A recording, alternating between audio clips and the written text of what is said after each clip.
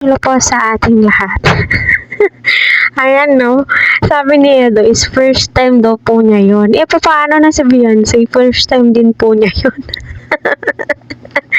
Ay, naku pa. Holding hands pa silang dalawa, no? My God, grabe yung kilig ko po dito sa kanilang dalawa. Ewan ko na lamang. No? Di ba may part 30 na? Pero alam niyo ba, pasilip-silip lang po ako sa part 30 kasi nga hindi pa ako tapos dun sa part 29. Inulit-ulit ko. Yung tipong sang episode yung, hindi saang minutes yung kilig.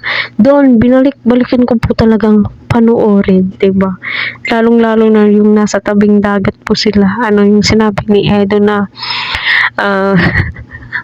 marami nga po daw nakatingin sa kanila, sabi ni Beyonce. Sabi naman ni Eds na, naku, hayaan mo lang sila. Inggit lang yan sila kasi ang ganda mo.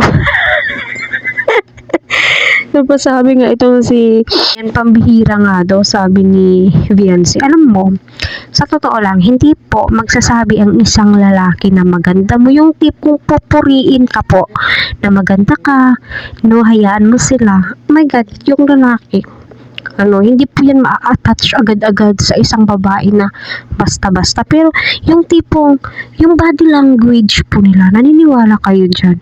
Yung body language po nila, yung kilos po nila, yung eye to eye po nila. Ewan ko na lang po. Pati ba yun? Script? Sabi nga ni Rob, wala nga pong script lahat ng kaganapan sa kanyang vlogging. Sila na po bahala. Pero yung napapansin ko, no, tilay totohanan na po to. No, hindi po ito, yung tipong, hindi na po to vlogs. No, kasi kung si Edu, kung magsalita siya eye to eye, si Beyonce eye to eye din. Body language, makikita mo yung posture. Tama ba? Posture po nila. Correct me if I'm wrong po mga ka-Edsy. Yun po. Bilang viewers, mararamdaman mo po talaga kung sila ay na-attach na sa isa't isa. Diba?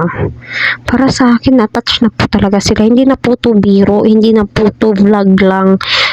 Sana nga, hindi lang po ito vlog lang. Kasi nga, kung tutuusin, yung sinasabi ni Eds na maganda si Beyonce, mabait. No, yung tipong si Edo pa nga yung bibili kung ano yung susuotin ni Beyonce. Di ba napakasarap sa pakiramdam bilang babae? No, na yung lalaki na yung nag-decide ng susuotin mo. Yung tipong hindi ka pinagbabawalan sa mga damit na gusto mo. Kasi yung tipong kilala na ni Edo itong si Beyonce, the way na manamit po siya. Di ba?